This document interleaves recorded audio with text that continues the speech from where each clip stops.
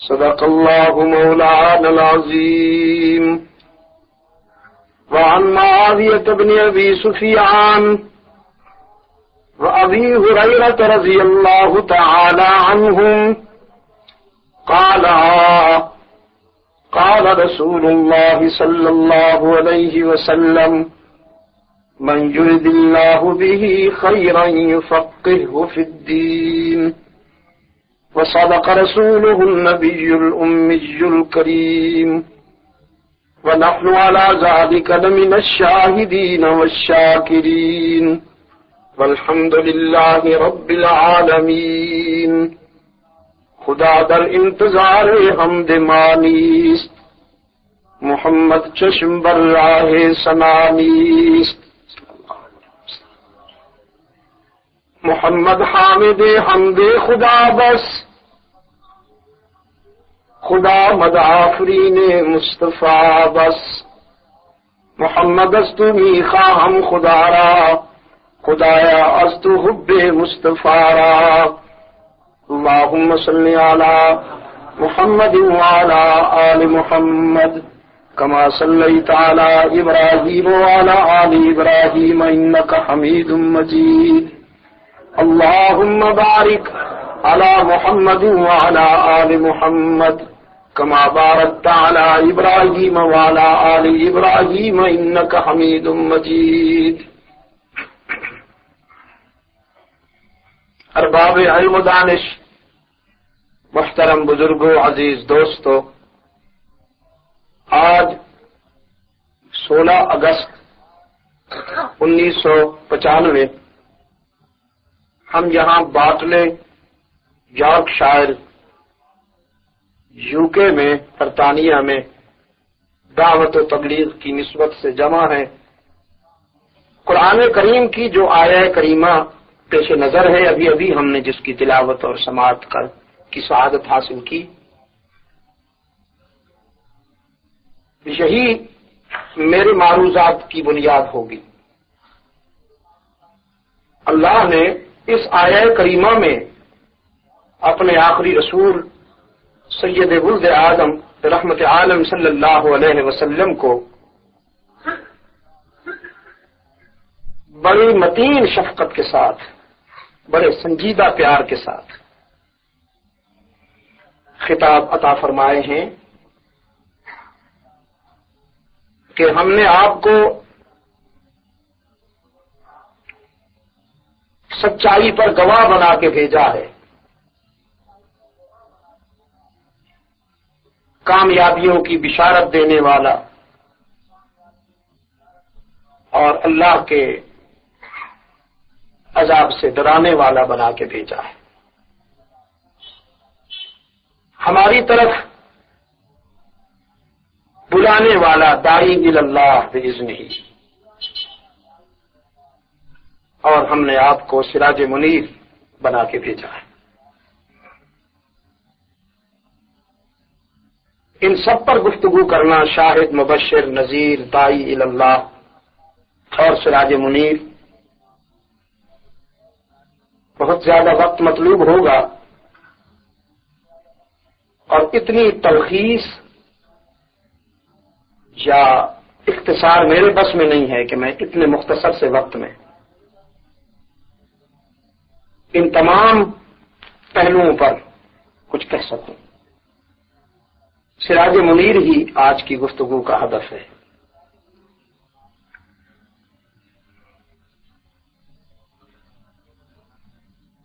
یہ کائنات جب وجود میں آئی، اللہ نے جب اس عالم رنگ و بو کو تشکیل دیا تو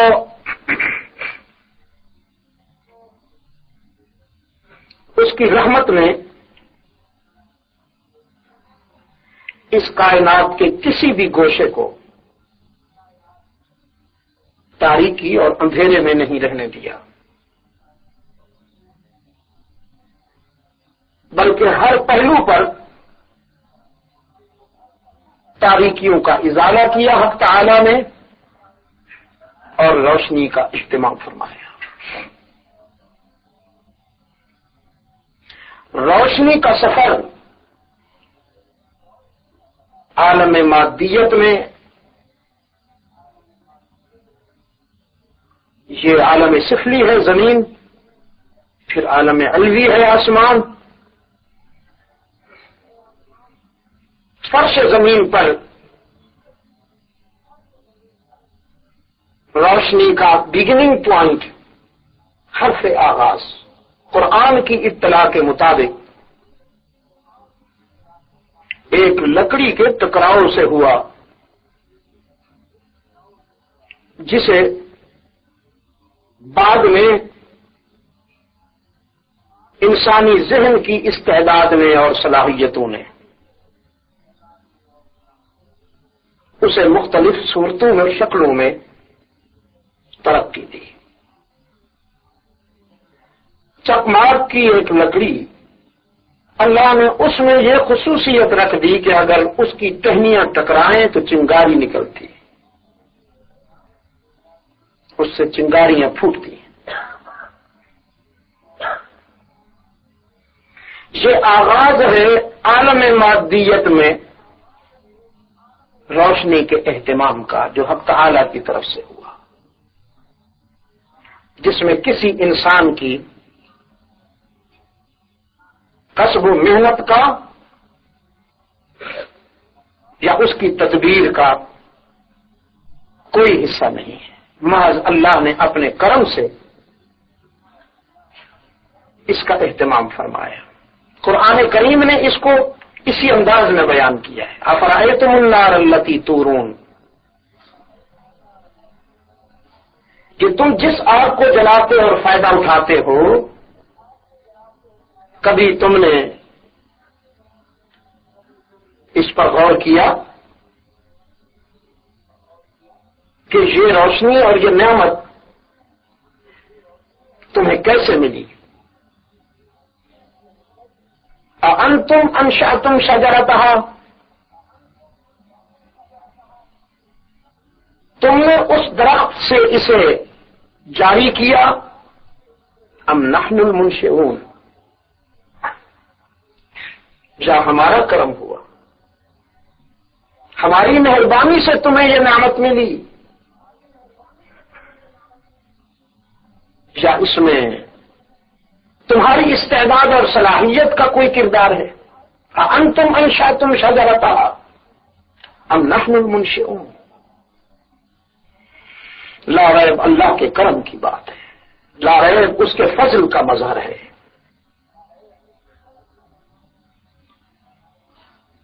پھر روشنی کے اس آغاز کو مختلف مراحل اور مختلف اسالیب سے انسان کی ذہنی استعداد اور اس کی تدبیر نے گزارا. وہ ترقی کرتی چلی گئی، کبھی شعلہ بن کر روشن ہوئی، کبھی وہ دیا بن کر جلی، کبھی لیمپ بن کر جلی، کبھی اسے روغن کے ذریعے روشن کیا گیا. اور وہ آغاز مختلف تدریجی مراحل سے گزرنے کے بعد آج کے جدید دور میں اس صورت میں آپ کے سامنے موجود ہے، جس پر آج کا انسان یہ سمجھتا ہے کہ اس مادی روشنی کا جو آغاز چکماک کی لکڑی کے ٹکراؤ سے ہوا تھا، تقریباً وہ آج پایہ تکمیل کو پہنچ گئی.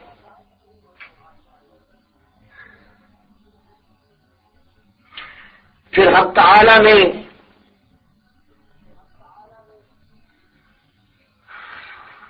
علمی دنیا، بلندی کی دنیا کے اندھیروں کا بھی علاج کیا. انسان کی آنکھ نے ایک ستارہ چمکتا ہوا دیکھا،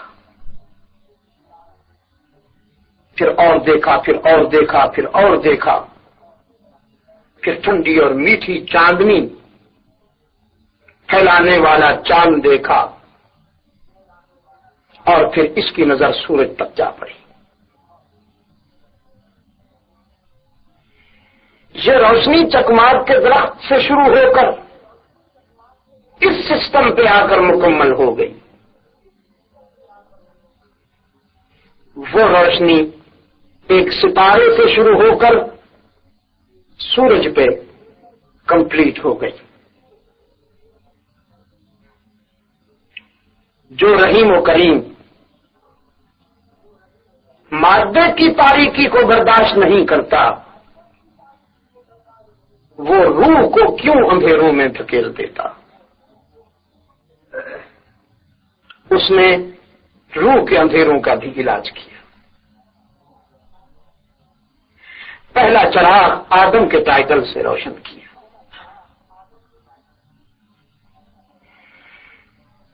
پھر اس روشنی نے بھی اپنا سفر جاری رکھا. کبھی شیس کے نام سے روشن ہوئی، کبھی یونس کے نام سے روشن ہوئی، کبھی تابوت بن کر جگمگاتی رہی، کبھی یعقوب بن کر، کبھی یوسف بن کر، کبھی داؤد بن کر، سلیمان بن کر، کبھی ایوب کے ٹائٹل سے، کبھی موسیٰ اور عیسیٰ کے عنوان سے، اور بالآخر ستارے سے شروع ہو کر سورج پہ مکمل ہو گئی، چکماک سے شروع ہو کر الیکٹرک کے موجودہ سسٹم پہ روشنی مکمل ہو گئی، اور آدم سے شروع ہو کر محمد عربی پہ مکمل ہو گئی صلی اللہ علیہ وسلم. یہ میں کوئی نقلی دلائل سے بات نہیں کر رہا ہوں. میرا خیال یہ ہے کہ میں جبلت کی ترجمانی کر رہا ہوں. میں فطرت کا ورق آپ کے سامنے کھولے بیٹھا ہوں. کتابیں فطرت کی ورق گردانی کر رہا ہوں.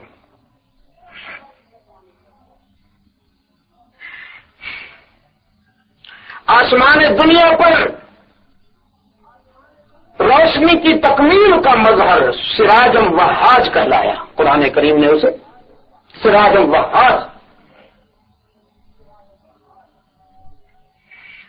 عما يتساءلون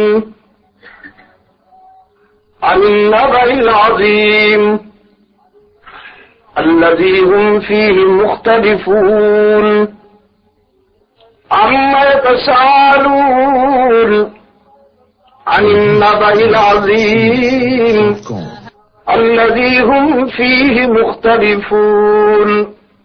كلا سيعلمون ثم كلا سيعلمون. ألم نجعل الأرض مهادا والجبال أوتادا. اپنی نعمتیں بڑے پیار کے انداز میں یاد دلا رہا ہے وہ محسن اعظم. ہم نے تمہارے لیے زمین بچھائی، اس کے استحکام کے لیے پہاڑوں کو میخیں بنا کر ٹھونس دیا.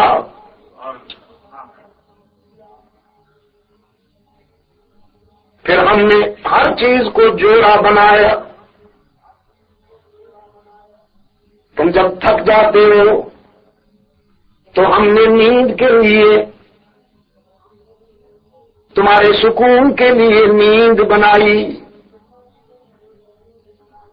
رات تمہارے عیبوں کو ڈھانپ لینے کے لیے آئی.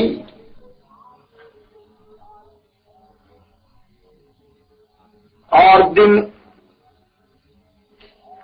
تمہاری معیشت کے تسلسل کے لیے کام آیا. ہم نے تمہارے لیے آسمان بنائے، زمین بنائی.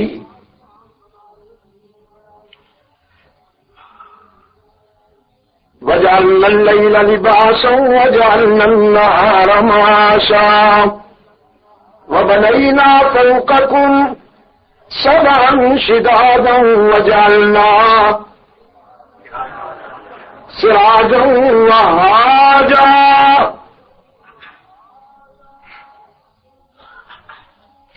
وَأَنزَلْنَا مِنَ الْمُعْصِرَاتِ مَاءً ثَجَّاجًا. یہ پھر بہت بات لمبی ہو جائے گی، مجھے یہیں رکنے دیجیے. ہم نے دہکتا ہوا سورج تمہارے لیے پیدا کیا. وہ تمہیں روشنی بھی عطا کرتا ہے، گرمی اور حرارت بھی عطا کرتا ہے۔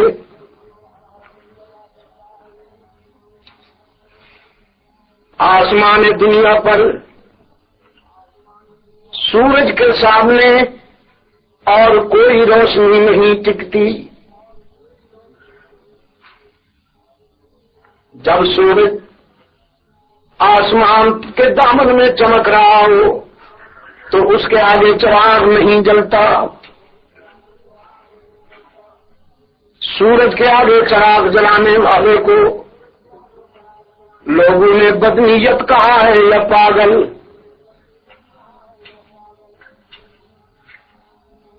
جس طرح سورج کے آگے چراغ نہیں جلتا، رب العالمین نے فرمایا میرا محبوب سراج منیر بن کے آیا ہے، اب اس کے بعد نبوت کا کوئی چراغ نہیں،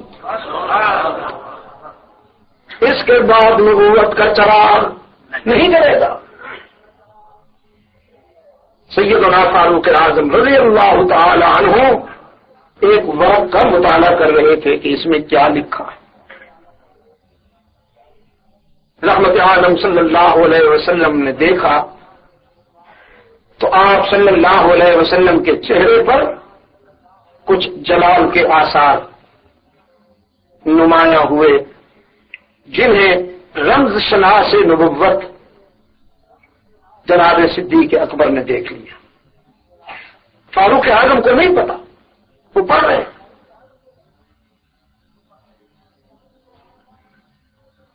سیدنا ابو بکر صدیق رضی اللہ تعالی عنہ نے متوجہ کیا ابن خطاب کو یہ کہتے ہوئے کہ ثقلت کا امو کا یا عمر، تیری ماں تجھے روئے، عربی میں کہتے ہیں ثقلت کا امو کا، تجھے تیری ماں روئے،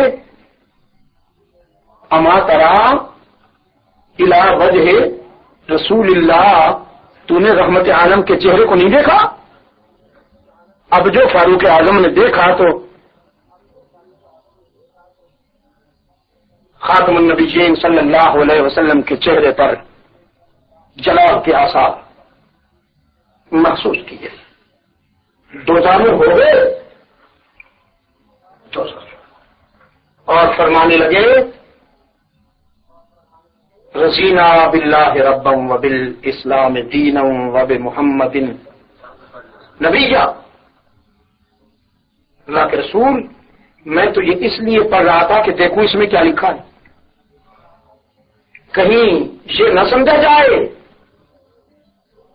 کہ میں قرآن کے مقابلے میں توریت کو ترجیح دینے لگا ہوں، یا مجھے قرآن کے مقابلے میں توریت میں کشش محسوس ہونے لگی ہے۔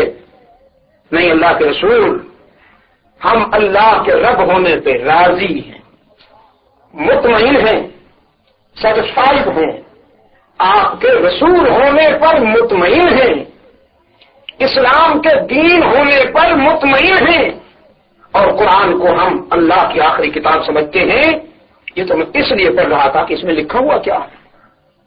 رحمت عالم صلی اللہ علیہ وسلم نے فرمایا لو کان موسیٰ حیا، عمر میرے بعد اگر موسیٰ بھی ہوتا لما وسعہ الا اتباعی، اس کے لیے بھی کوئی راستہ نہیں تھا سوائے اس کے کہ وہ مجھے فالو کرے،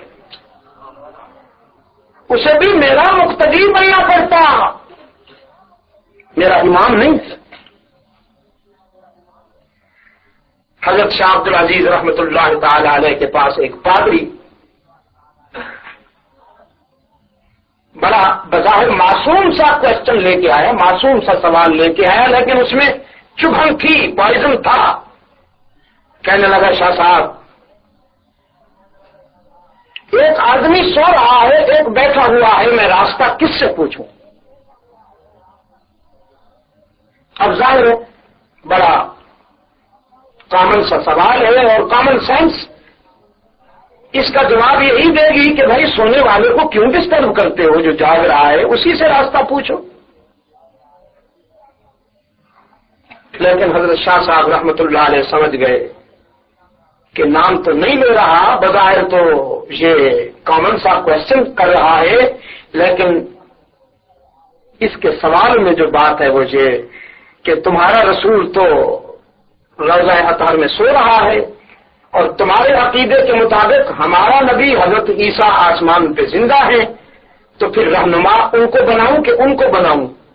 حضرت شاہ صاحب رحمۃ اللہ علیہ فرمانے لگے، سوال پوچھتے ہو یا چکر چلاتے ہو؟ اس نے کہا نہیں، سوال کر رہا ہوں، مجھے جواب چاہیے بس۔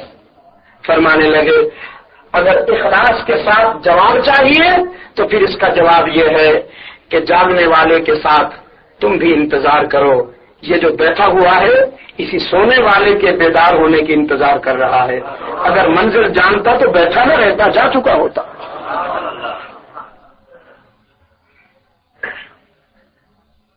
میں آپ کی خدمت میں یہ عرض کر رہا تھا میرے گرامی قدر بزرگوں اور عزیز دوستوں، سورج کے بعد چراغ نہیں جلتا، اور رحمت عالم صلی اللہ علیہ وسلم کے بعد قیامت تک اب کوئی نبی نہیں آئے گا۔ جہاں تو حال یہ ہے کہ رحمت عالم صلی اللہ علیہ وسلم نے فرمایا اگر میرے بعد کسی اللہ کے ہاں کسی کے نبی ہونے کی گنجائش ہوتی تو میرا عمر اس قابل ہے کہ اسے مسند نبوت پہ بٹھایا جاتا۔ ہمارے ڈاکٹر صاحب قدرت اللہ خان صاحب بیٹھے ہیں، وہ اس دن کہاں بات ہو رہی، پرسنل بات ہو رہی تھی، تو پوچھنے لگے کہ حضرت عمر کے لیے کیوں فرمایا؟ اس لیے کہ انبیاء کے بعد پوری انسانیت میں فضیلت کا اعزاز جانشین پیغمبر سیدنا ابو بکر صدیق رضی اللہ تعالی عنہ کو حاصل ہے۔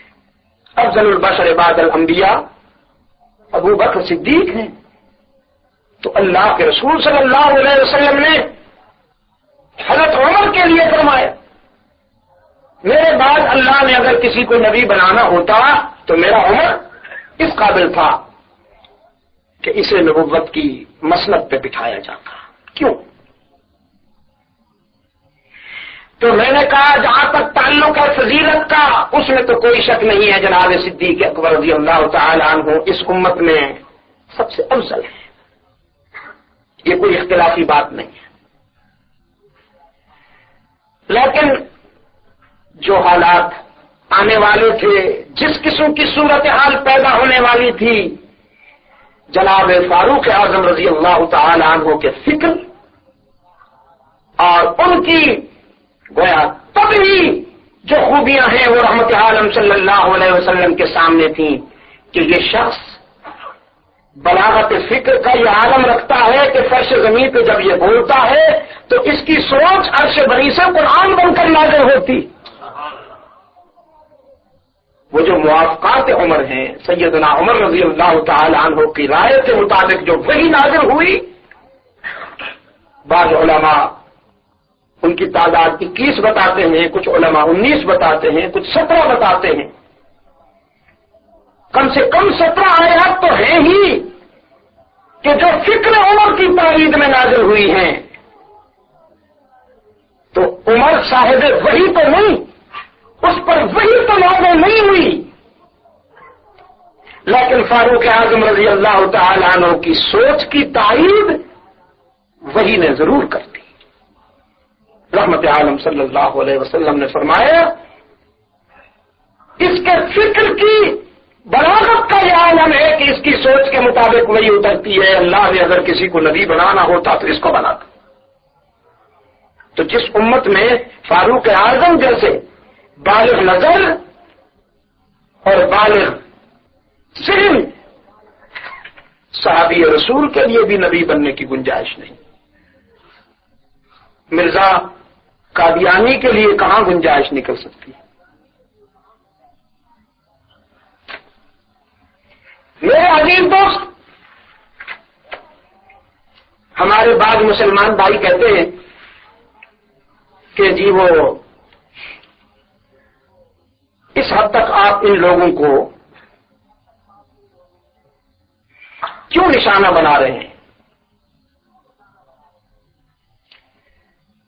ایک دوست اس دن گلاسگو میں مجھ سے فرمانے لگے کہ ان کو چھوڑ دیا جائے ان کے حال پر۔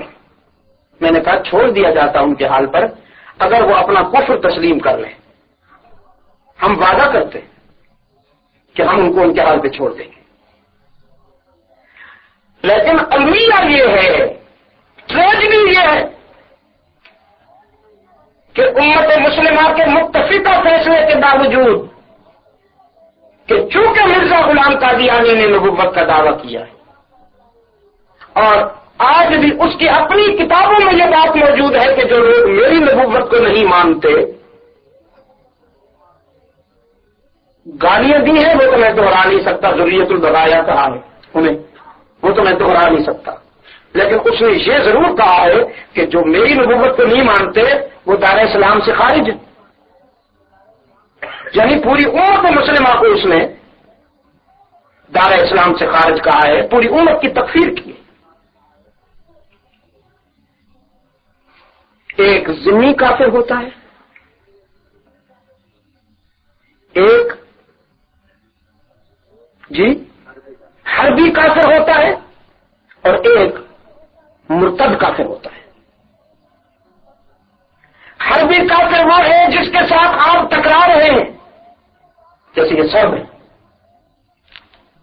سرب جو ہے وہ اس وقت حربی کافر ہے، اللہ انہیں رسوا کرے.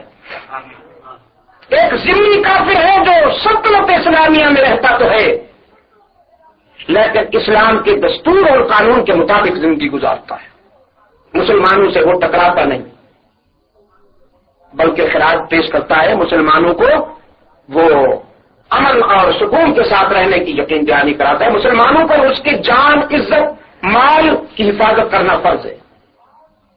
ایک مرتد کافر ہے جو مسلمان کہلا کر کفر اختیار کرتا ہے، یہ واجب القتل ہے، یہ واجب القتل ہے کہ اس نے غداری کی،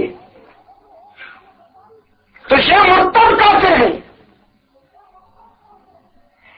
جب تک یہ خود کو مسلمان کلیم کرتے رہیں گے، امت مسلمہ پر فرض ہے کہ وہ ان کے کفر کو اور ان کے ارتداد کو ظاہر کرتی رہے تاکہ امت مسلمان سے کوئی شخص ان کے دجل اور ان کے فریب کا شکار نہ ہو سکے. اگر انہوں نے خود کو مسلمان کلیم کر کے پوری امت مسلمان میں سے کسی ایک مسلمان کو بھی دھوکہ دیا کہ کسی قادیانی لڑکے کے ساتھ کسی مسلمان کی لڑکی کی شادی ہو گئی، یا کسی قادیانی لڑکی کی کسی مسلمان لڑکے کے ساتھ شادی ہو گئی، تو اس کا وبال پوری امت پہ ہوگا، بالخصوص ان اہل علم اور صاحب نظر لوگوں پر کہ جو اس مسئلے کی حقانیت کو جانتے ہوئے خاموش رہیں اور امت مسلمہ کو آگاہ نہ کریں. ان سب پر اللہ کا عذاب نازل ہوگا اور وہ مسئول ہوں گے عند اللہ. اس لیے کہ ہمارا فرض بنتا ہے کہ ہم عالم اسلام کو بتائیں کہ مرزا غلام قادیانی اور اس کو ماننے والے امت مسلمہ میں سے نہیں ہیں، ان کا کوئی تعلق نہیں ہے امت مسلمہ سے. تو روشنی کا جو سفر شروع ہوا وہ آسمان پر سورج پہ جا کے مکمل ہو گیا اور روحانیت کے آسمان رشد ہدایت پر رحمت عالم کے جا کے مکمل ہو گیا. اب رحمت عالم کے بعد کوئی نبی تو نہیں ہے، لیکن جس طرح سورج ستاروں کو روشنی دیتا ہے اسی طرح محمد عربی نے اپنے پیاروں کو روشنی دی. آسمان کے دامن میں چمکتے ہوئے ستارے کس کی دلیل ہے؟ سورج کی دلیل ہے. آسمان کے دامن میں چمکتے ہوئے ستارے کس کی دلیل ہے؟ سورج کی دلیل ہے. اور اصحاب محمد رحمت عالم صلی اللہ علیہ وسلم نے فرمایا اصحابی کالنجوم بأیہم اقتدیتم اہتدیتم، میرے صحابہ ستاروں کی مانند ہیں. جب سمندروں میں بھنور میں سفینے بھٹک جاتے ہیں تو آسمان کے ستاروں سے ساحل کا پتہ ملتا ہے، کنارہ ملتا ہے، اور جب تم فکر و نظر کی دنیا میں بھٹک جاؤ تو میرے صحابہ سے تمہیں روشنی اور ہدایت ملے گی. راہ ملتی ہے شب کو تاروں سے اور ہدایت نبی کے یاروں سے. شیخ تمہیں کلارا بتاتے ہیں آسمان کے دامن میں چمکنے والے ستارے، اور میرے صحابہ تمہیں رشد و ہدایت کی منزل بتاتے ہیں. ستارے سورج کی دلیل اور صحابہ محمد کی دلیل. اب تھوڑا سا وقت لوں گا آپ کا. آئیے تھوڑی دیر کے لیے میں آپ کو قرآن کریم کی تنویر کی طرف لے چلتا ہوں. فرمایا الہکم الہ واحد لا الہ الا هو الرحمن الرحیم. تمہارا معبود بس اکیلا معبود اللہ ہی.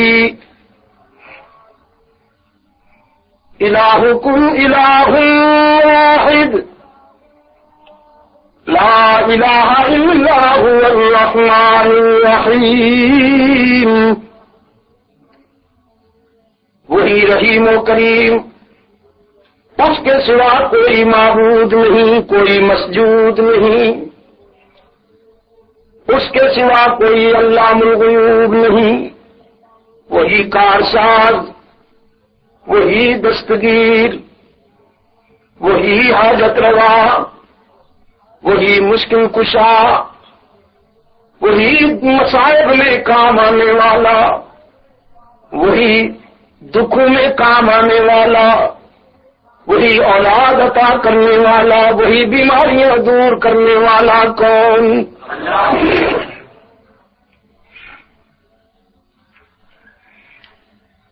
یہ بیچ میں تھوڑا سا جو مارجن ہو جاتا ہے، میری تو دعا ہے کہ آپ بالکل صحت مند رہیں، جسمانی طور پر بھی اور روحانی طور پر بھی. لیکن ظاہر ہے یہ میری بیڈ لک ہے کہ مارجن کے بعد جب میں ٹچ کرتا ہوں، کبھی کبھی چیک کرتا ہوں، تو تھوڑی سی سستی محسوس ہوتی ہے. سستی ہی کا لفظ استعمال کروں گا، ورنہ تو پھر آپ ناراض ہونے میں تو ہم جیسے فقیروں پر ناراض بھی بہت جلدی ہوتے ہیں. آپ ہماری جبین کی عاجزیوں کے لیے مسجود ہر جگہ موجود اللہ الغیوب ہی پہ میں نے کہا ہے آپ سے، سال ہر سال سے کہہ رہا ہوں کہ ہی پہ زور دیجئے، تھوڑا ایسا زور دیجئے کہ بھی کے بیماروں کو اللہ شفائے کاملہ عطا فرمائے. وہ جو کہتے ہیں نا اللہ بھی اور اس کے پیارے بھی. ہماری جبین کی عاجزیوں کے لیے سچا مسجود. ضرب لگا دیجئے اگر توفیق ہے اور کچھ جان ہے. ہماری جبین کی عاجزیوں کے لیے سچا مسجود.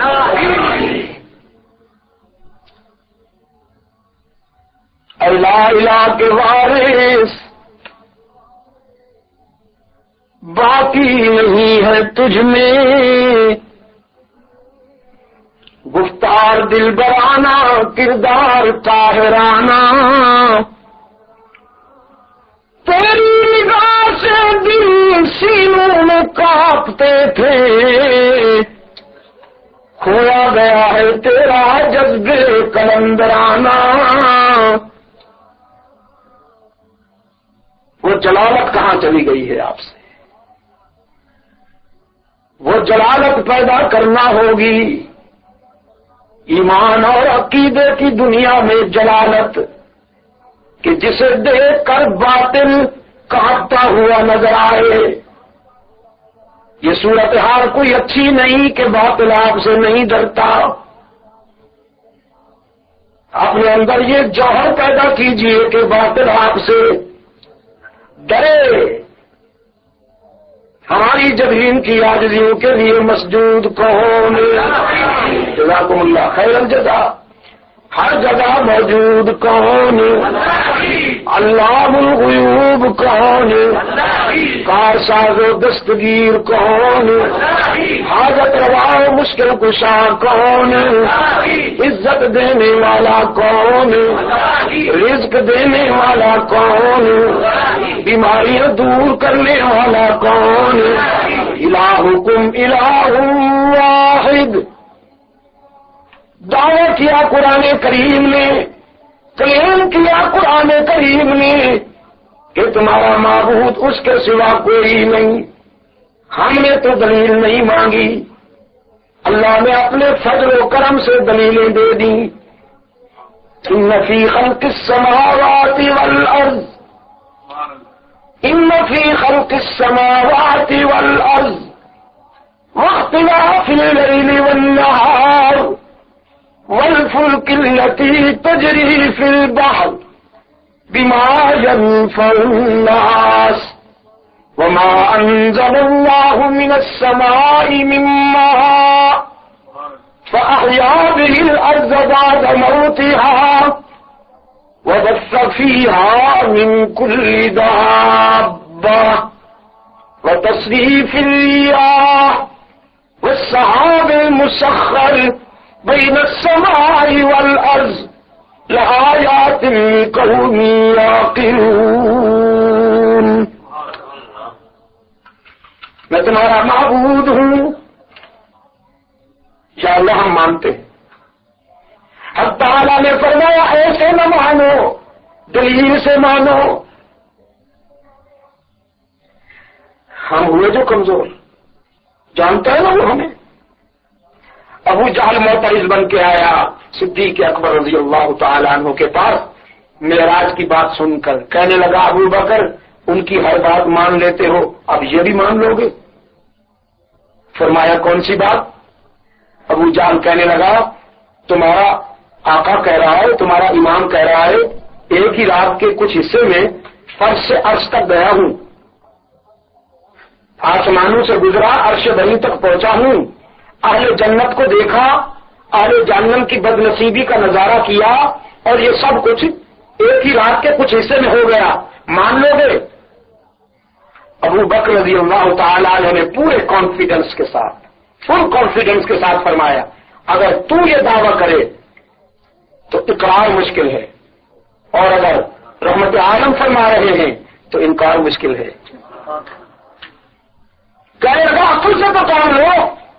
صدیق اکبر رضی اللہ تعالیٰ عنہ نے فرمایا شاید تجھے پتہ نہیں ہم رحمت عالم کی صداقتوں پر کب سے عقل قربان کر چکے ہیں، یہ بات تو بہت چھوٹی سی بات ہے، ہم تو اس سے بھی بڑی بات مان بیٹھے ہیں۔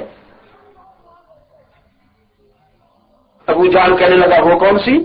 صدیق اکبر رضی اللہ تعالیٰ عنہ نے فرمایا ہمارے آقا نے ہم سے کہا اس کائنات کا بنانے والا، یہ ساری نعمتیں عطا کرنے والا، زندگی اور موت کا مالک، اور پھر جس کے پاس لوٹ کے جانا ہے وہ اللہ ہی ہے، وہ ہر جگہ ہر وقت موجود ہے، ہمیں دیکھتا ہے۔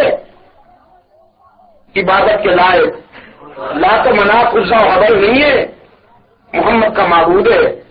ابو جہل نے کہا دلیل مانگی، are you have any proof? Siddiq Akbar رضی اللہ تعالیٰ عنہ نے فرمایا کوئی دلیل نہیں مانگی۔ کہنے لگا کیوں؟ فرمایا اس لیے نہیں مانگی کہ اگر ہم دلیل مانگتے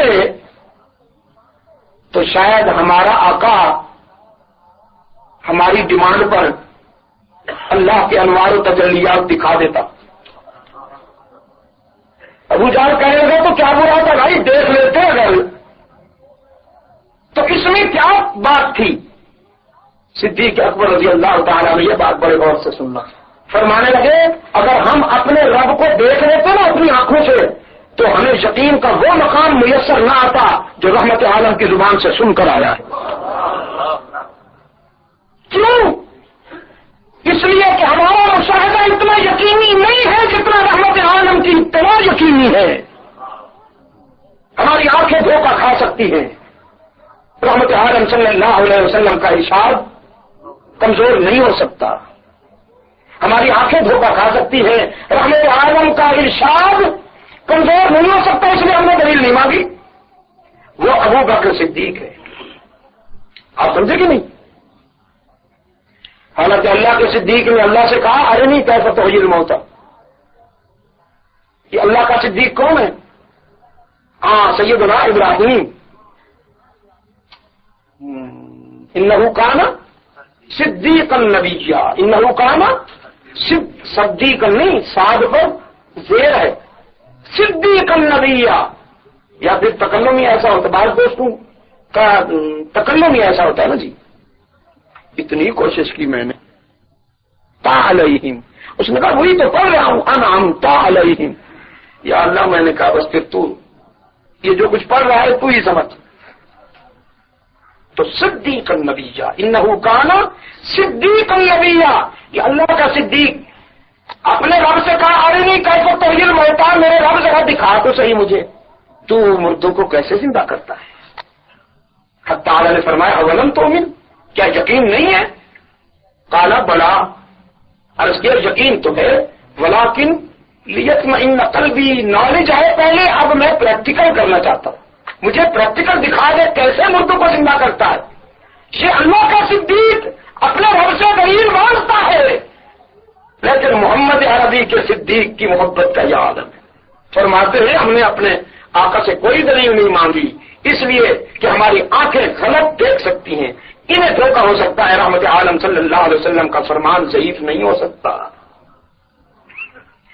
تو اس نے اپنے کرم سے دلیلیں دے دی.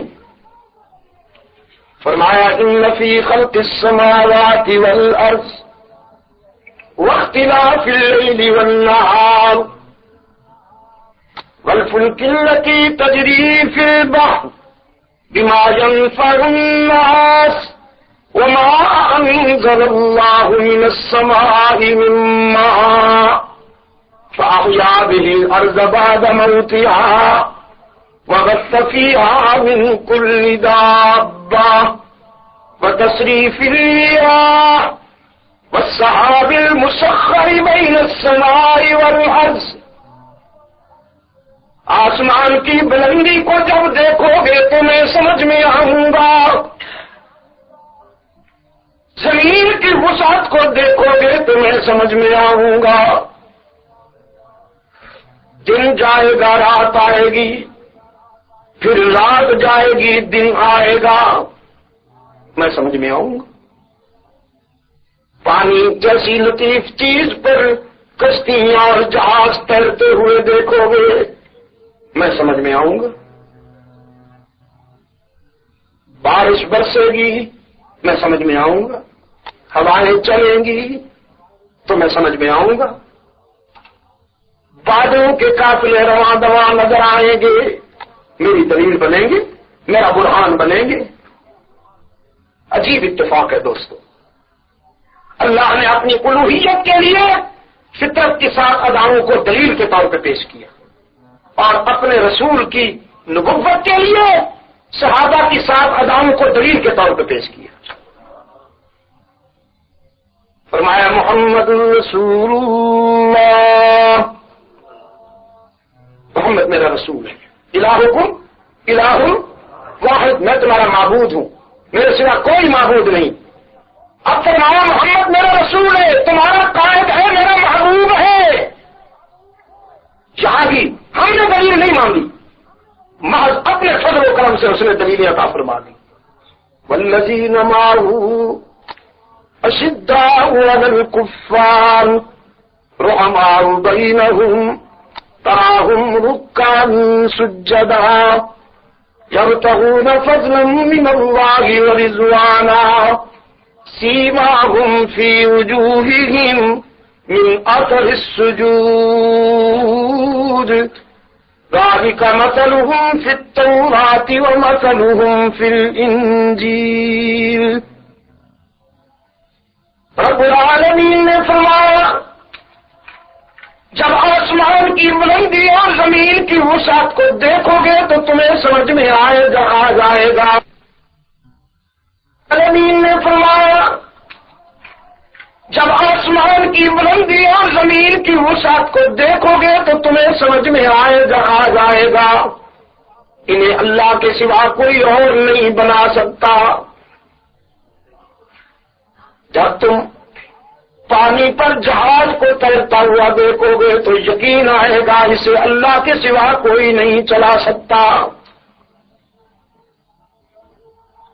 زمین پر بارش کو برستا پاؤ گے تو تمہیں یقین ہوگا اللہ کے سوا کوئی نہیں برسا سکتا۔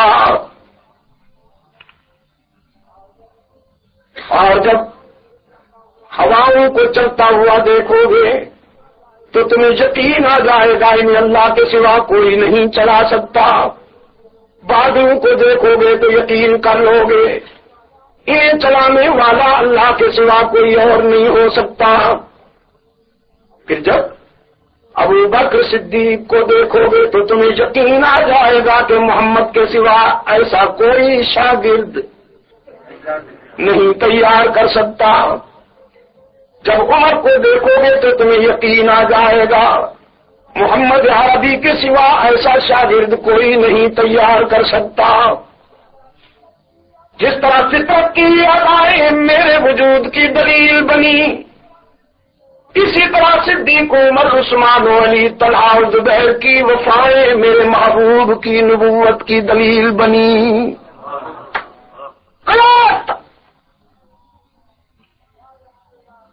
یاد رکھیے گا برطانیہ میں رہنے والے دوستو، کچھ لوگوں کا یہ خیال ہے اللہ اور اس کے رسول کو ماننا تو اسلام ہے، صحابہ کو کوئی مانے یا نہ مانے اس کی مرضی۔ صحابہ عین اسلام ہے، اہل بیت رسول عین اسلام ہے۔ اور سچ یہ ہے کہ قرآن علم ہے، رحمت عالم کا یہ ہلکا عمل ہے۔ قرآن گفتار ہے اور رحمت عالم کا یہ ہلکا اصحاب و اہل بیت پیغمبر یہ کردار ہے۔ قرآن تھیوری ہے، صحابہ و اہل بیت ماڈلز ہیں، ان کے بغیر رسول سمجھ میں نہیں آتا، اور رحمت عالم کے بغیر اللہ کی بات سمجھ میں نہیں آتی۔ اللہ تک پہنچنے کے لیے رحمت عالم کو ماننا ضروری ہے، اور رحمت عالم کے ذریعے رحمت تک پہنچنے کے لیے اصحاب و اہل بیت رسول کو ماننا ضروری ہے۔ کہ اصحاب و اہل بیت رسول جو ہیں یہ دلائل و براہین نبوت ہیں، الفاظ میرے امانت ہے قیامت تک کے لیے۔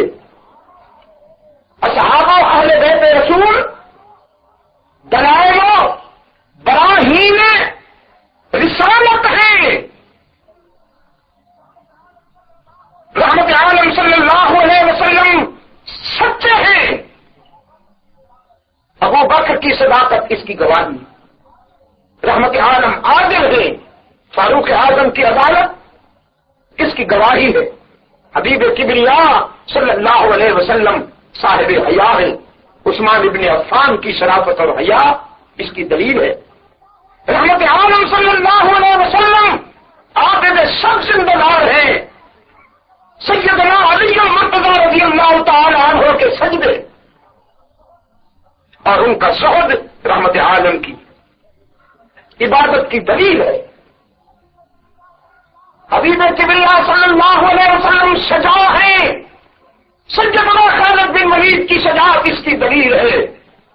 رحمت عالم صلی اللہ علیہ وسلم مدبر ہیں، صاحب بصیرت ہیں، سیدنا معاویہ رضی اللہ تعالی عنہ کی صلاحیتیں اس کی دلیل ہیں۔ رحمت عالم صلی اللہ علیہ وسلم تفقہ میں بلند مقام رکھتے ہیں، تو ابن مسعود اور ابن عوف رحمت عالم صلی اللہ علیہ وسلم کی فقاہت کی دلیل ہے۔ رحمت عالم صلی اللہ علیہ وسلم صبر و حوصلے کا حوالہ ہے، تو سیدنا حسن حسین اس کی دلیل ہے۔ یاد رکھنا، میں اپنی عاقبت سنوارنے کے لیے یہ بات کہہ رہا ہوں۔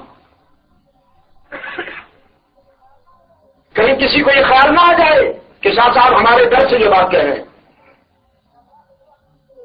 میں اللہ کے سوا کسی سے نہیں ڈرتا ہوں. میری یہاں حاضری کے 20 سال گواہ ہیں. جو دوست غیظ و غضب میں رہے دعا تو کرتا رہا لیکن میں نے کبھی کوئی پرواہ نہیں. الحمدللہ میں اپنے ضمیر کے مطابق زندگی گزار رہا ہوں. میں نے اپنے ضمیر کے مطابق جو سچ سمجھا ہے وہی راستہ اختیار کیا ہے. مجھے دنیا والوں کی ناراضگی کی کوئی پرواہ نہیں ہے. میرے اسلاف پر لوگوں نے کفر کے فتوے لگائے، کیا میرے اسلاف نے ان سے معافی مانگی؟ جن چکو دستار کے وارثوں نے شاہ اسماعیل شہید، حضرت خانوی رحمت اللہ علیہ، حضرت نانوتوی رحمت اللہ علیہ اور محمد الیاس رحمت اللہ علیہ پر فتوے لگائے ہیں، کیا ان حضرات نے ان سے معافی مانگ لی؟ ہر شخص اپنے سخت کے مطابق زندگی گزارتا ہے. ہم نے اپنے ضمیر اور سخت کے مطابق زندگی گزاری ہے. الحمدللہ ثم الحمدللہ. عبد المجید ندیم اللہ کے سوا کسی سے نہیں ڈرتا، صاف کہہ دینا چاہتا ہوں. لیکن میرے کچھ عزیز دوست کبھی کبھی کنفیوز ہو جاتے ہیں پراپیگنڈے کے سامنے. کبھی کنفیوز نہ ہوا کیجیے. سیدنا حسین ابن علی رضی اللہ تعالی عنہ کو میں اپنے ایمان کے لیے اسی طرح عظیم سمجھنا ضروری سمجھتا ہوں جس طرح صدیق اکبر کو، جس طرح فاروق اعظم کو، جس طرح عثمان و علی کو عظیم سمجھنا ضروری سمجھتا ہوں. میں شہدائے کربلا کی عظمت کو بھی اپنے ایمان کی ضرورت سمجھتا ہوں، اپنی نجات کے لیے ضروری سمجھتا ہوں. سیدنا حسن رحمت عالم کے تدبر کی دلیل ہے. رحمت عالم نے فرمایا تھا ان ابنی ھذا سید، میرا یہ بیٹا اللہ اس کے سر پہ سعادت کا تاج رکھے گا.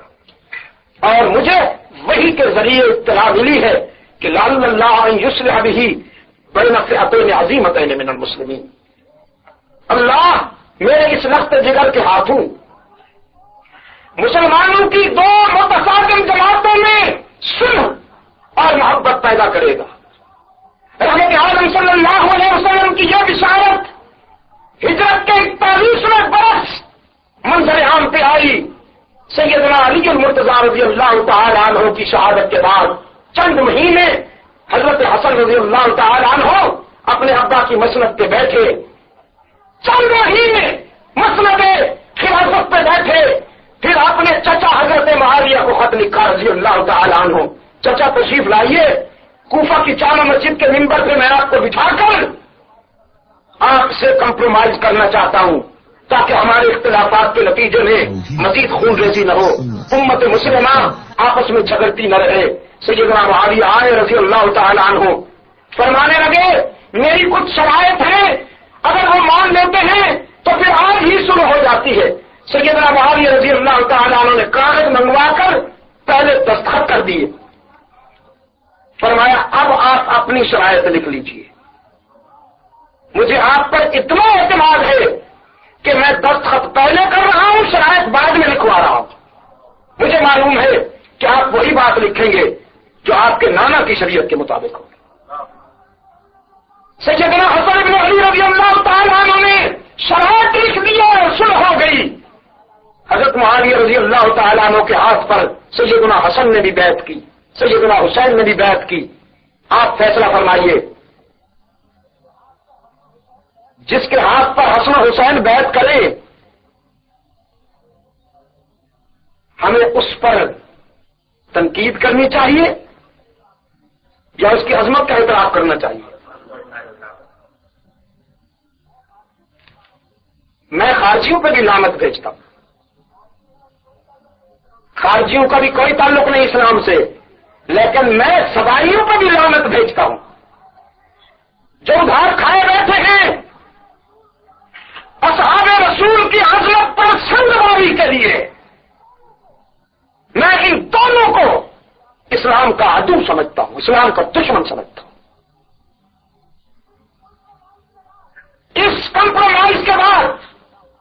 کہ سیدنا حسن رضی اللہ تعالیٰ عنہ چمن کا منظر بھی یاد رکھتے تھے، صفین کا منظر بھی یاد رکھتے تھے۔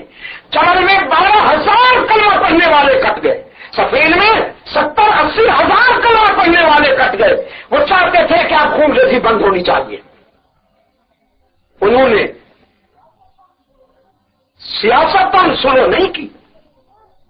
اگر آپ مجھ سے پوچھیں تو آل رسول اولاد بطول کو دنیاوی سیاست آتی ہی نہیں، وہ دین قرآن و سنت اسی کی روشنی میں زندگی گزارتے ہیں، ان کی سیاست بھی قرآن و سنت کے مطابق ہوتی ہے۔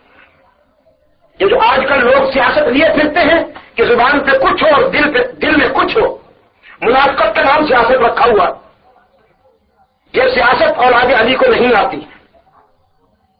آپ سمجھے کہ نہیں؟ انہوں نے کمپرومائز کیا۔ اس کے بعد حضرت معاویہ رضی اللہ تعالیٰ عنہ کی وفات کب ہوتی ہے جی؟ سن 60 ہجری کو 41 میں مصالحت ہوئی، کمپرومائز ہوئی۔ 60 اور 41 کے درمیان کتنے سال ہیں؟ 19 سال۔ تاریخ کا مطالعہ کر کے مجھے بتائیے 41 سے 60 کے درمیان کوئی معمولی سا بھی تصادم امت مسلمہ میں نہیں ہوا، مسلمان آپس میں نہیں لڑے۔ کیوں؟ اس لیے کہ حضرت معاویہ رضی اللہ تعالیٰ عنہ نے کمپرومائز کے بعد چن چن کر ان منافقین کو ٹھکانے لگا دیا جو آگ لگانے والے تھے، جو مسلمانوں کو لڑانے والے تھے، جو مسلمانوں کے درمیان فاصلہ پیدا کرنے والے تھے۔ لمبے لمبے جبے پہن کر، لمبے لمبے جبہ دستار کی آڑ میں جو تفریق بین المسلمین کے ماہر تھے، چیمپئن تھے، ان منافقین کو حضرت معاویہ رضی اللہ تعالیٰ عنہ نے بغیر کوئی صفائی کا موقع دیے صفایا کر دیا، صفایا کر دیا۔ جب آگ لگانے والے نہ رہے تو پھر آگ بھی بجھ گئی۔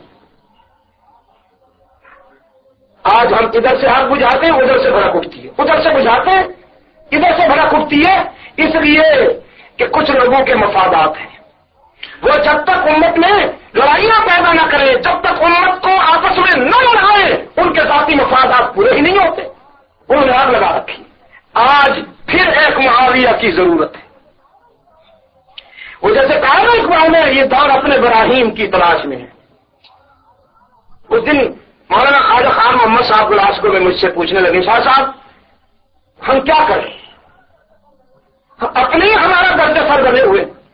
وہ لوہا کوئی آدمی درخت کاٹ رہا تھا نا تو لکڑی چیخ اٹھی۔ وہ بابا سعدی نے لکھا ہے، یہ سنا بھی انہوں نے ہوگا، میں درخت کی آواز انہوں نے سنی ہوگی، میں تو ان کی بات نقل کر رہا ہوں۔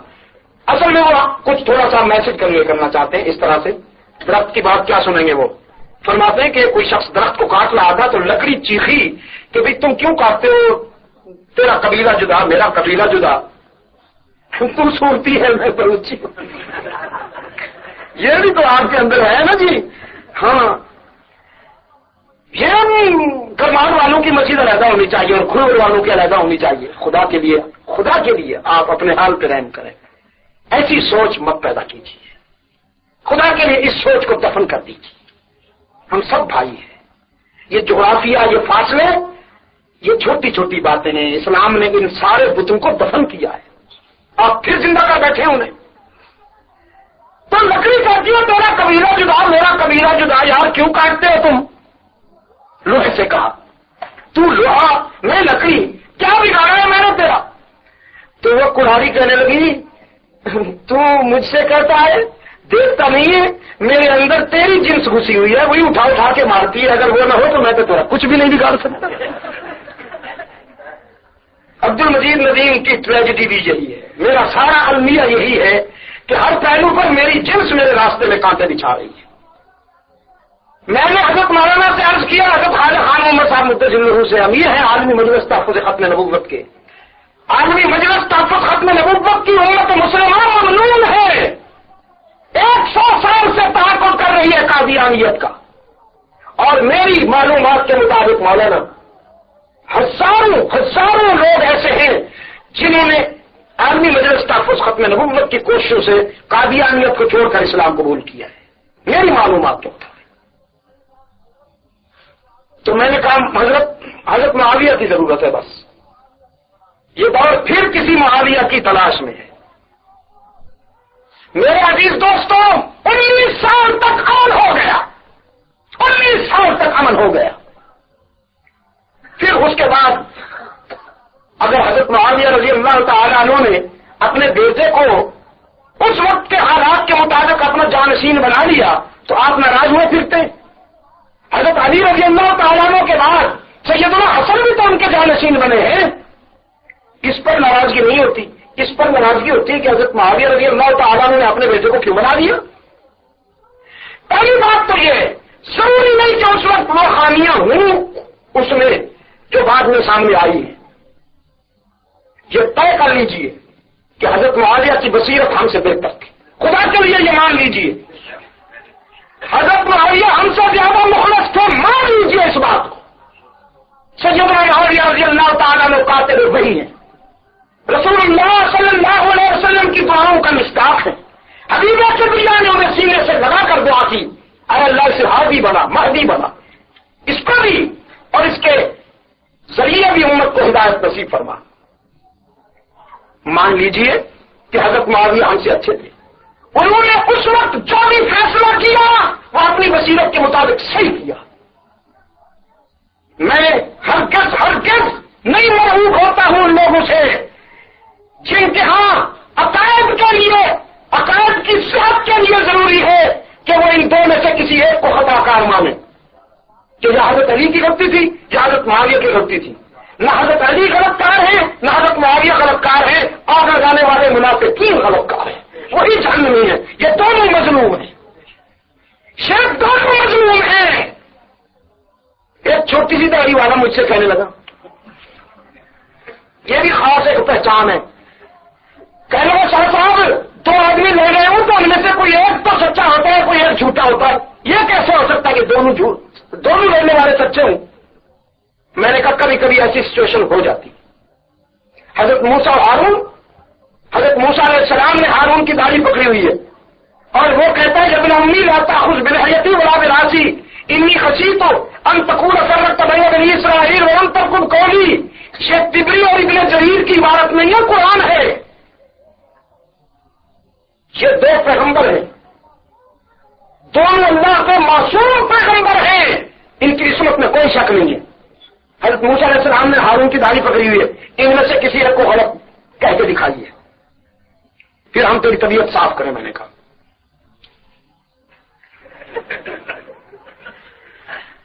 یہ دونوں صحیح ہیں، ہارون بھی نبی اللہ ہے، حضرت موسیٰ بھی نبی اللہ ہے، دونوں معصوم ہیں، ان کی سچائی میں کوئی شک نہیں۔ بیچ میں وہ لانتی کردار تھا سامری کا وہ لانتی کردار تھا جس کی وجہ سے یہ صورتحال پیدا ہوئی۔ بالکل اسی طرح حضرت علی بھی صحیح ہے، سیدنا معاویہ بھی صحیح ہے، بیچ میں کردار تھا ابن سبا کا، منافقین کا۔ خدا کا غضب ان پہ ہوگا انشاءاللہ، علی بھی رحمت عالم کے پہلو میں ہوں گے، معاویہ بھی محمد عربی کے دامن رحمت میں ہوں گے، یہ دونوں جنت میں ملیں گے آپ کو۔ اور رہے حسین کی عظمت پہ قربان جاؤں، حسین کے جوتوں کی خاک مل جائے تو آنکھوں کا سرما بنا لوں، مجھے حضرت حسین کا جوتا مل جائے تو سر کا تاج بنا لوں۔ آج بھی میں واضح کر دینا چاہتا ہوں کہ یزید و حسین کا کوئی مقابلہ نہیں ہے، یزید جیسے کروڑوں بھی حضرت حسین کی عظمت کا مقابلہ نہیں کر سکتے۔ بیچ میں جس طرح وہاں منافقین نے کردار ادا کیا، یہاں بھی منافقین نے کردار ادا کیا۔ میرے عزیز دوستو، اصحاب اہل بیت رسول دلائل ابراہیم نبوت ہیں، جن کو ماننا اسلام اور ایمان کے لیے ضروری ہے۔ اگر کوئی یہ سمجھتا ہے کہ میں اصحاب اہل بیت رسول سے ہٹ کر مسلمان ہو جاؤں گا، ناممکن ہے۔ جس طرح رسول اللہ سے ہٹ کر کوئی موحد نہیں ہو سکتا۔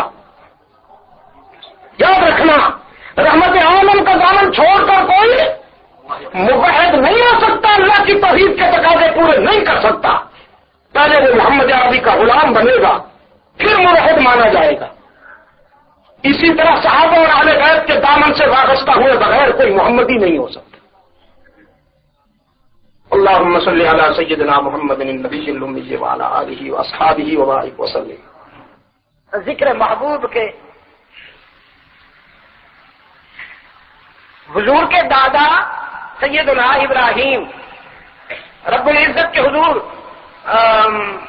دامن پھیلائے کھڑے ہیں اور عرض کرتے لا تخزنی یوم یبعثون یوم لا ينفع مال ولا بنون.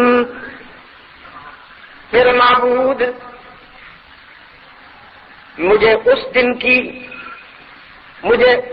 دن کی ندامت سے بچا لیجیے گا جس دن مال بھی کام نہیں آئے گا، اولاد بھی، رشتے بھی کام نہیں آئیں گے، برادریاں بھی. لا تخزنی یوم یبعثون یوم لا ينفع مال ولا بنون الا من اتى الله بقلب سلیم. بس جس دن تیرے نظر کرم کے بغیر کام نہیں بنے گا، مجھے اس دن کی ندامت سے بچا لینا. یہ خلیل اللہ ہے، یہ خلیل اللہ ہے.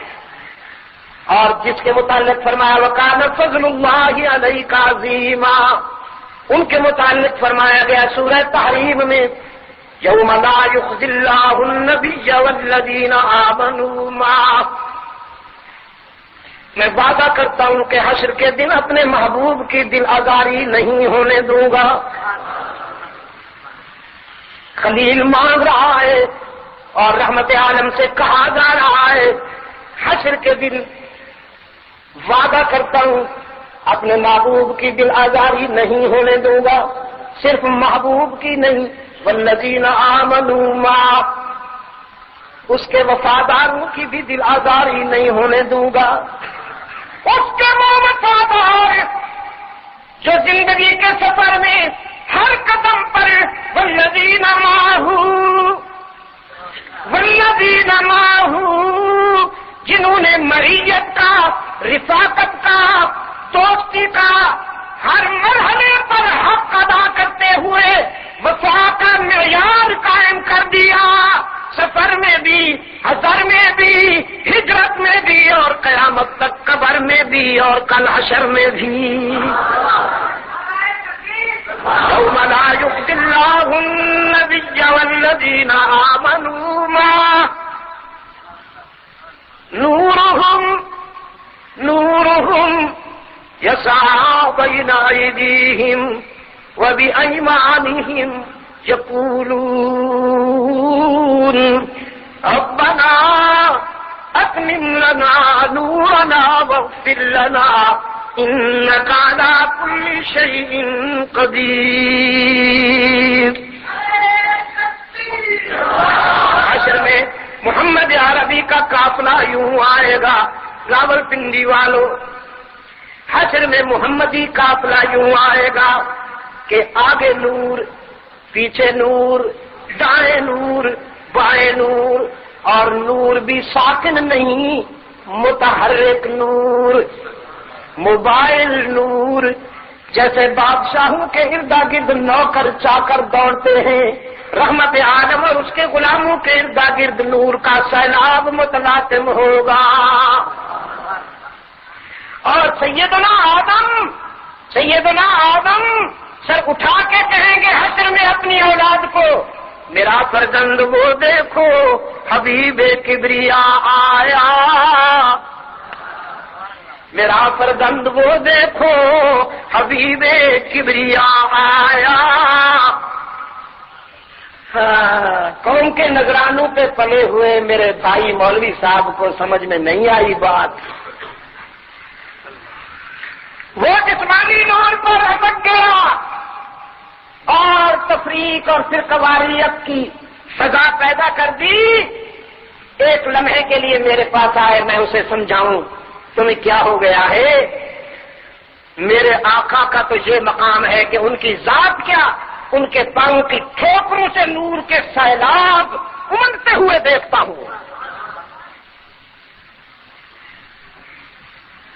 میرا فرزند وہ دیکھو شان میں جس کے نہیں ہے کوئی ثانی وہ رسول صلی اللہ علیہ وسلم.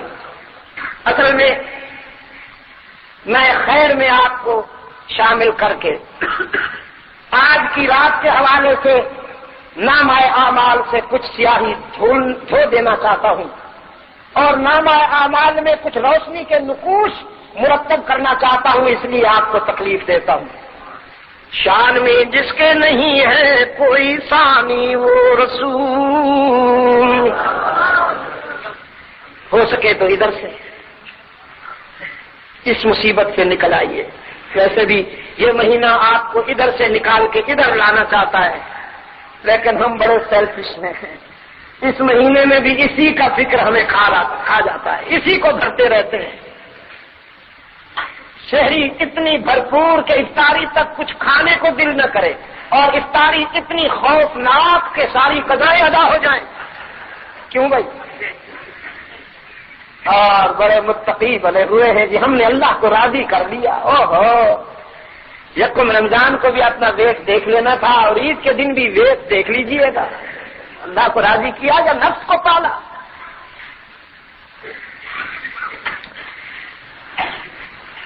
رسول اللہ صلی اللہ علیہ وسلم کے گھرانے کی افطاری کی ایک جھلک بتاؤں،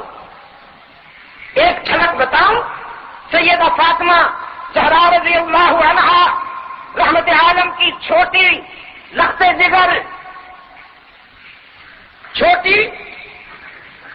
جگر صاحبزادہ صاحبزادی نہ کہا کرو، یہ صاحب تمہارے ہیں، پتلونیے، ان کو اپنے پاس رکھیں۔ فرزند بیٹے کے لیے بیٹا، فرزند لخت جگر نور نظر، اور بیٹی کے لیے دختر لخت جگر بیٹی۔ یہ صاحبزادہ صاحبزادی سے نکلا ہو خدا کے لیے، صاحب ابھی تک نہیں گئے، ہمارے ذہن میں اترے ہوئے ہیں۔ سیدہ فاطمہ زہرا رضی اللہ تعالی عنہا رحمت عالم کی چھوٹی لخت جگر، ولادت میں چھوٹی، مقام میں بڑی۔ یہ تقسیم ہے نا، اللہ کی تقسیم ہے نا۔ افطاری کے لیے تیاری کی ہوئی ہے، اور تیاری کی ہوئی ہے جو کی ایک ایک روٹی بنائی ہے اپنے لیے بھی اور اپنے بچوں کے لیے بھی، اس لیے کہ اپنے ابا حضور کے گھر بھی جو ہی زیادہ کھا کے آئی ہیں۔ آپ کو آج یہ بتا دوں کہ رحمت عالم صلی اللہ علیہ وسلم نے جو کو 80% اور گندم کو 20% استعمال فرمایا ہے۔ ہو سکے تو آپ گندم کم کھائیں، گندم میں پہلے جنت سے نکالا، اب دنیا سے نکالے۔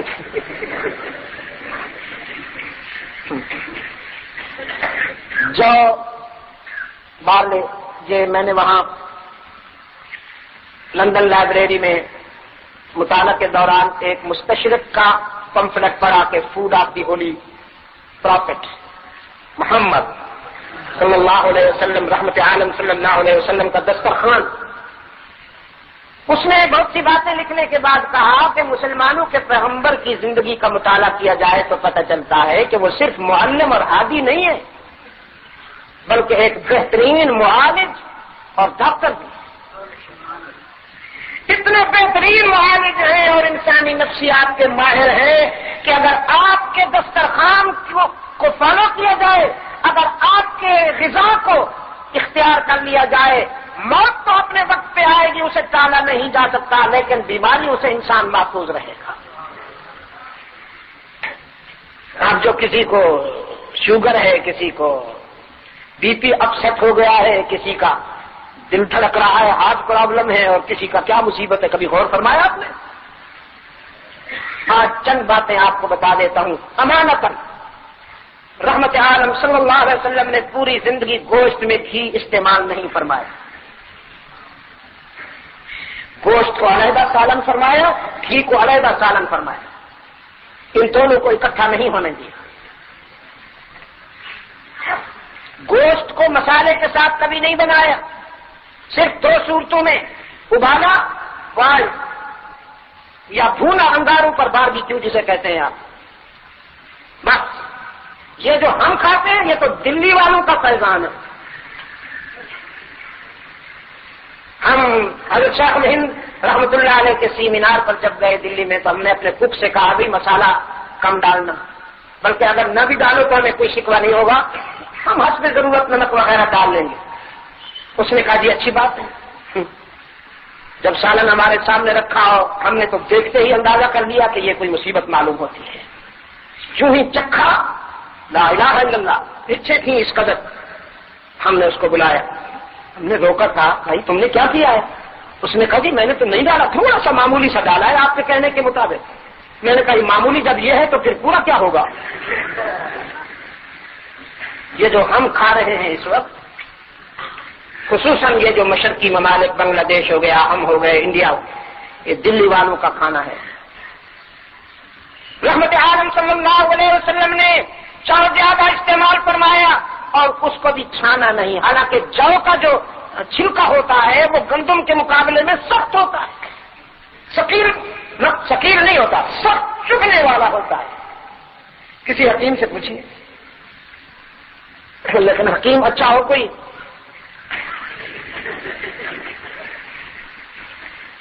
حیدرآباد میں مولانا میں گیا تو مال پر ایک بورڈ لکھا تھا، وہ جو جناح کالونی بنی ہے نا جی، جب وہاں ٹرن کرتے ہیں تو اسی پر ایک بہت بڑا بورڈ لکھا تھا، محترم قبلہ حضرت حکیم، بڑے حکیم، آگے ان کا اسم گرامی۔ ان کا مطلب نیچے لکھا تھا مریضوں کو ملنے کے اوقات، تو ملنے کو انہوں نے میم اور لام کے درمیان کھینچا، مل یوں، میم اور یوں کھینچا، لام ادھر کیا، پھر جو یوں بنایا تو وہ بن گیا مریضوں کو مسلنے کے اوقات۔ بھئی ایسے حکیم سے نہ پوچھنا۔ رات کو جلسے میں نے کہا حیدرآباد والوں، میں نے حکیم بہت دیکھے ہیں لیکن یہ منفرد حکیم تمہیں ملا ہے جو صرف تمہارا تشخیص کے لیے نبض نہیں دیکھتا، تمہیں مسلتا بھی ہے خیر سے۔ خیر اگلے دن بورڈ اتر گیا۔ تو سخت ہوتا ہے وہ چھلکا اس کا، جو کا گندم کے چھلکے کے مقابلے میں وہ دیکھنے میں نرم ہوتا ہے، یہ سخت ہوتا ہے۔ لیکن مخدومۃ المسلمین سیدہ عائشہ صدیقہ رضی اللہ تعالی عنہا فرماتی ہیں، کبھی رحمت عالم صلی اللہ علیہ وسلم کے لیے بننے والے آٹے کو چھانا نہیں گیا، چھلنی تھی ہی نہیں حضور کے گھر میں۔ یار اجازت دو تو میں کہہ دوں کہ چھلنی کا کوئی تعلق ہی نہیں رحمت عالم کی سیرت۔ آپ صلی اللہ علیہ وسلم نے چھلنی والا انداز اختیار ہی نہیں کیا، ہمیشہ انچھنا آٹا استعمال فرمایا اور جو کا استعمال فرمایا۔ آپ کے جو سفید آٹے کے وائٹ فلور کے یہ جو پلاسٹک کے پراٹھے ہیں، بس یہ کھاتے رہیے، زہر کی کیا ضرورت ہے، کافی ہے انشاءاللہ۔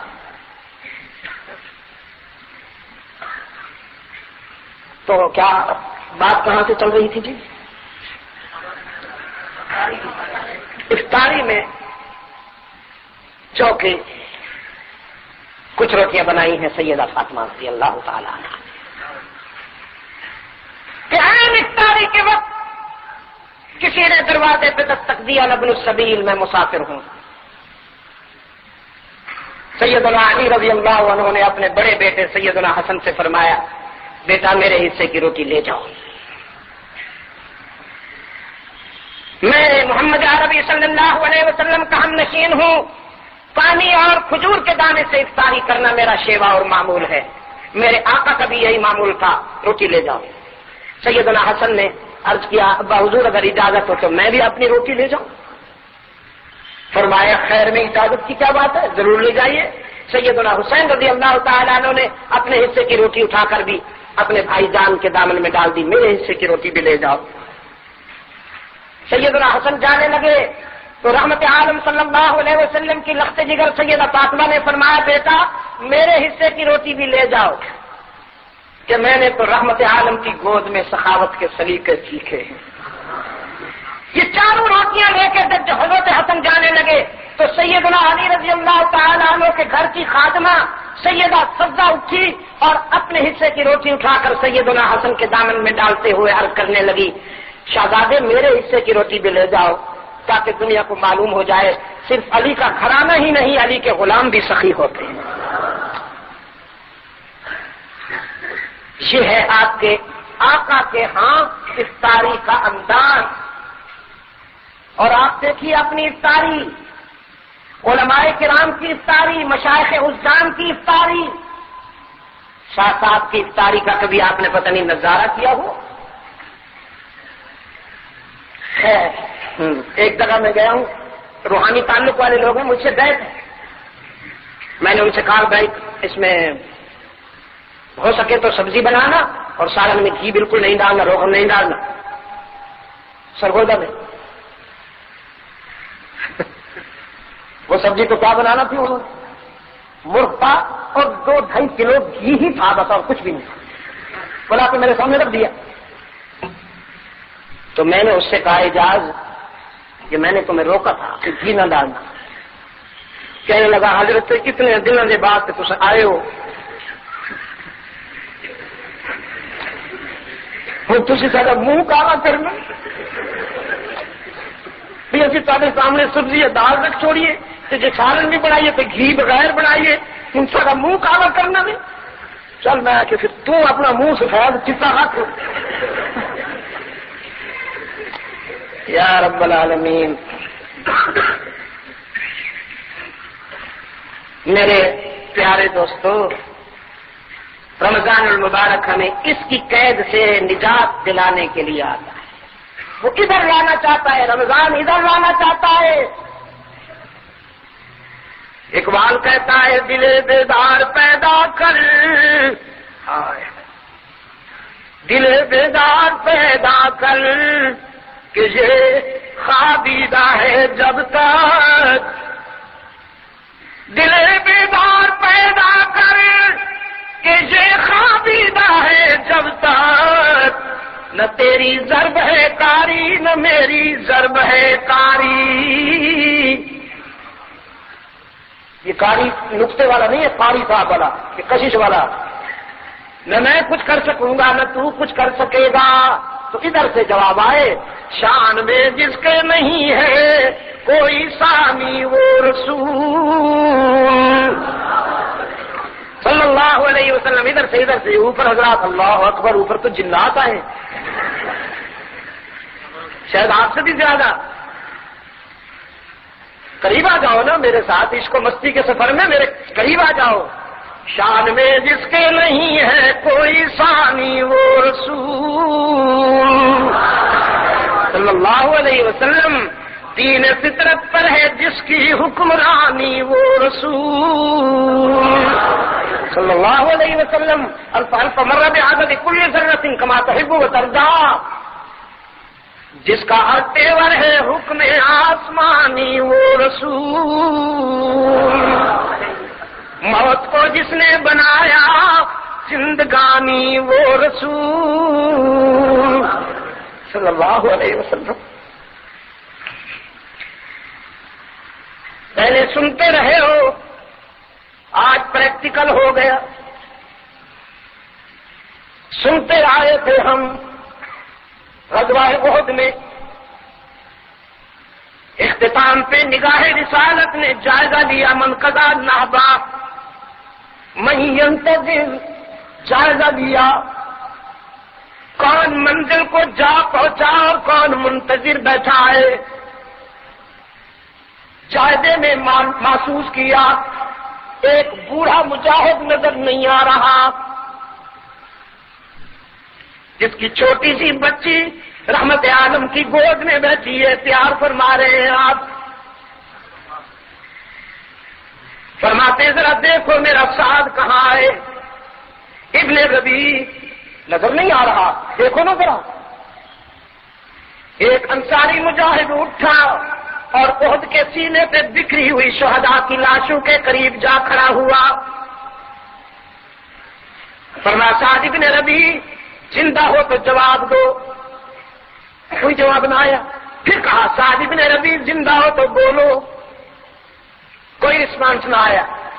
تیسری مرتبہ کہتا سعد ابن ربی زندہ ہو تو جواب دو، تمہیں رحمت عالم یاد کرتے ہیں۔ تو اس پر ایک ہاتھ بلند ہوا، کسی کے لیے زندہ نہیں ہوں، لیکن اگر وہ یاد کرتے ہیں تو ان کے لیے چند سانس امانت ہے، زندگی نے یاد کیا ہے تو پھر کیسے چپ رہوں؟ وہ مجاہد نوجوان دوڑتا ہوا آیا، دیکھا زخموں میں چور چور ہے، لیکن چہرے پر راحت و مسرت کی ایسی چمک ہے کہ دولہا کے چہرے پر بھی نہیں ہوتی۔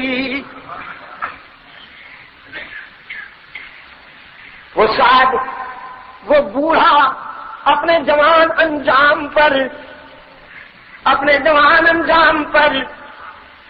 کہتا ہے میرے آقا سے سلام عرض کرنا، اور کہنا آسمان کے ستاروں سے زیادہ، درختوں کے پتوں سے زیادہ، سمندروں دریاؤں ندی نالوں آبشاروں اور بارش کے قطروں سے زیادہ، کائنات کے تمام آباد سے بسم اللہ الرحمن الرحیم فرشتوں سے زیادہ درود و سلام ہوا آپ پر محمد۔ ہم ہر جائی تھے، تو نے ہمیں یکجائی بنا دیا، ہم مجاور تھے، تو نے ہمیں مجاہد بنا دیا، ہم حلوائی تھے، تو نے ہمیں سزائی بنا دیا، محمد ہم موت سے ڈرتے تھے، تو نے زندگی کا وہ راز سمجھایا کہ اب موت ہم سے ڈرتی ہے۔ بظاہر مر رہا ہوں لیکن رب العزت کی قسم زندگی کی طرف سفر کر رہا ہوں۔ موت کو جس نے بنایا زندگانی وہ رسول۔ آج بھی زمانہ حیران ہے، قاتل مقتول کو تڑپتا دیکھ کر شرمندہ ہو جاتا ہے۔ انہیں زندہ رہنے میں اتنی خوشی نہیں جتنا مجاہدین کو شہید ہو جانے میں خوشی ہے۔ وہ مار کے بھی شرمندہ ہوتے ہیں اور وہ مر کے بھی فخر کرتے ہیں۔ اسلام آباد میں ایک جرنلسٹ ملا، یورپی صحافی ملا، السلام علیکم کہا مجھے، میں نے کہا مسلمان ہو گئے ہو؟ کہتا ہے یس، ناؤ آئی ایم مسلم۔ میں نے کہا کوئی کتاب پڑھی ہے تو نے، کسی عالم سے ملاقات ہوئی ہے؟ کہتا ہے نو، افغانستان سے آ رہا ہوں۔ تو پھر میں نے کہا وہاں کسی سے ملاقات ہوئی، کوئی لٹریچر کو اسٹڈی کیا؟ کہتا ہے نہیں، انسان کو پڑھا۔ جلال آباد کے قریب ایک بستی پر میزائل گرا، کچے مکان ریزہ ریزہ ہو گئے، چھوٹے چھوٹے بچے، عورتیں، بوڑھے ٹکڑے ٹکڑے ہو گئے۔ امریکہ لعنت ہو تجھ پر، لعنت ہو خدا کی تجھ پر، انسانی حقوق کا نمبردار بنتا ہے درندہ، تیرا جسم جتنا گورا تیرا دل اس سے زیادہ کالا۔ ایک بچہ 3 سال کا بچہ زخمی ہوا، بہن نے